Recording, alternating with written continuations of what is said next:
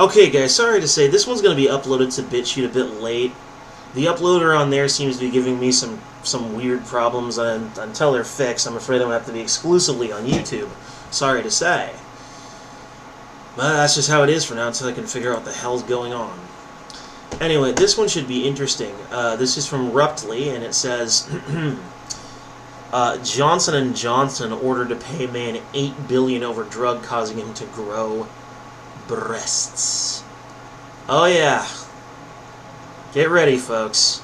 And no, it's not soy. Because contrary to popular belief, soy does not cause that.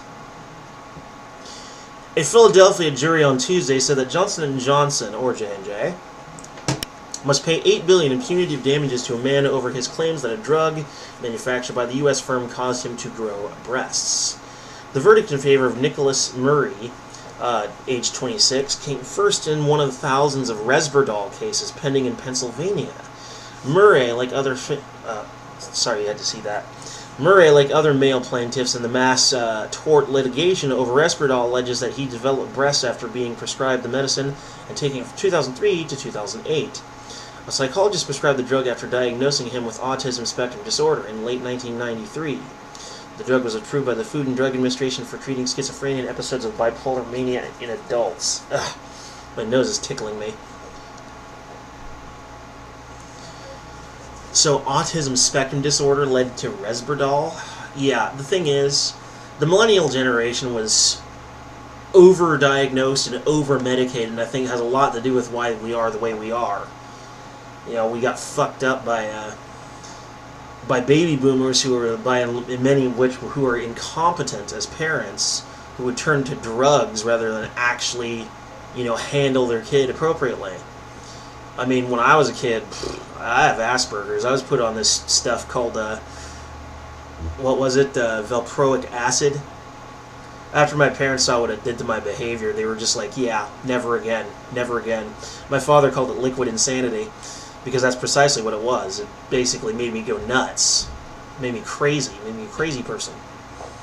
But respirdal turns teenage boys, chemically speaking, it basically turns them into girls as far as their hormone levels. It causes them to have the hormone levels of a female. Why are you even giving your kids drugs to modify their behavior in the first place? Shouldn't you be a parent and learn to manage your child's behavior? Instead of being an irresponsible jackass. There's a thought. Oh, gee. Perish the thought. Responsibility. Oh, my God. 4 years ago, a jury awarded Murray $1.75 million after finding that J&J was negligent in failing to warn consumers of the risks. A state appeals court upheld the verdict last year, but reduced it to $680,000. This jury, as have other juries in other litigations, once again imposed punitive damages on a corporation that valued profits over safety and profits over patients. Murray's lawyers, Tom Klein and Jason Itkin, said Johnson & Johnson and subsidiary Jensen chose billions over children, they said. J&J said the award was grossly disproportionate with the initial compensatory award in this case, and the company is confident it will be overturned. It added that the jury in the case had not been allowed to hear evidence of respirdal's benefits. Plaintiffs claim that Johnson & Johnson failed to warn of the risk of gynecomastia, development of enlarged breasts in males, associated with respirdal, which they say J&J marketed for unapproved use with children. Now here's the thing. Gynecomastia is not necessarily just the growth of breast tissue. Gynecomastia is a process that all males go through. But under normal circumstances, when it is managed by testosterone rather than estrogen, estrogen causes gynecomastia to develop breast tissue, whereas a testosterone and other male androgens cause it to develop breast muscle. Because when you're a kid, your breast muscle is just itty-bitty. It's barely developed at all. Part of the reason why the breast muscle exists is to provide added protection for some of your larger internal organs from concussive and stabbing damage. Right? That's the reason why some of the larger muscle groups in the torso are there. It's sort of like pardon to co-op a term, but I don't know, meat shield. I mean, men are designed to be athletes, so they're going to be in danger more frequently. So of course they would have more protection from possible injury. Like I said, this shit basically takes teenage boys and chemically turns them into teenage girls on the hormonal level. I mean,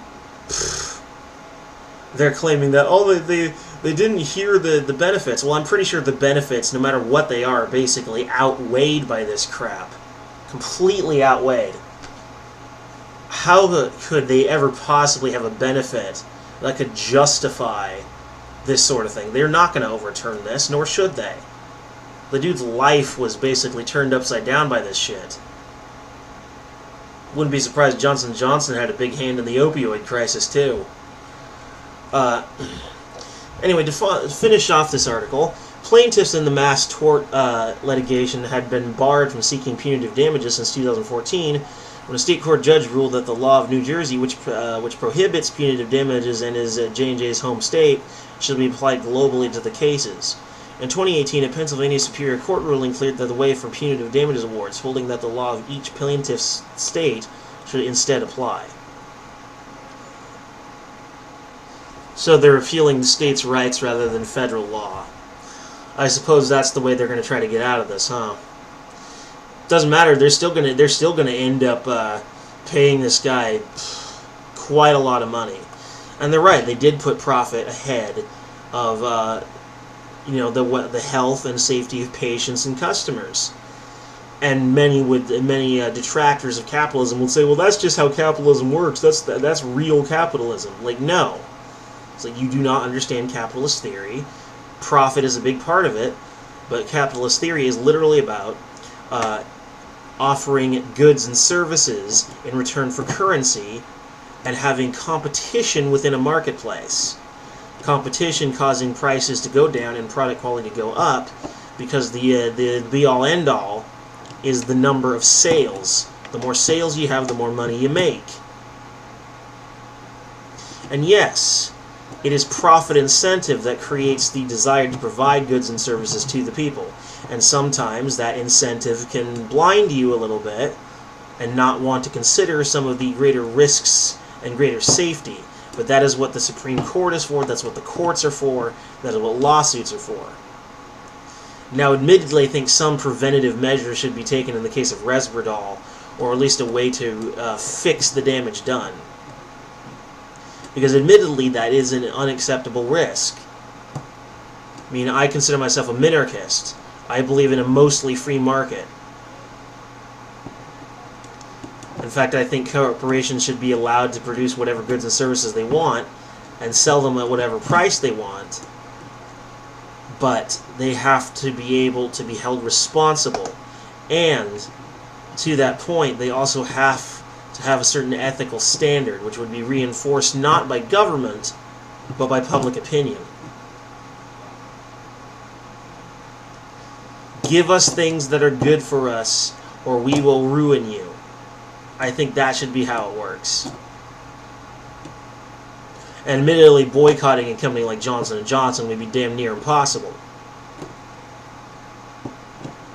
Maybe so, but if we stop buying their stuff and let them know why, I think that would go a long way. If we just stop buying their shit, buy from their competitor, that'll force them to change their ways, I'm sure. Because if they want to outsell their competition, well, if we end up going to some other competition, then of course they'd be screwed over. Of course, personally, I don't take any drugs at all. I occasionally take a little melatonin tablet. Anyway,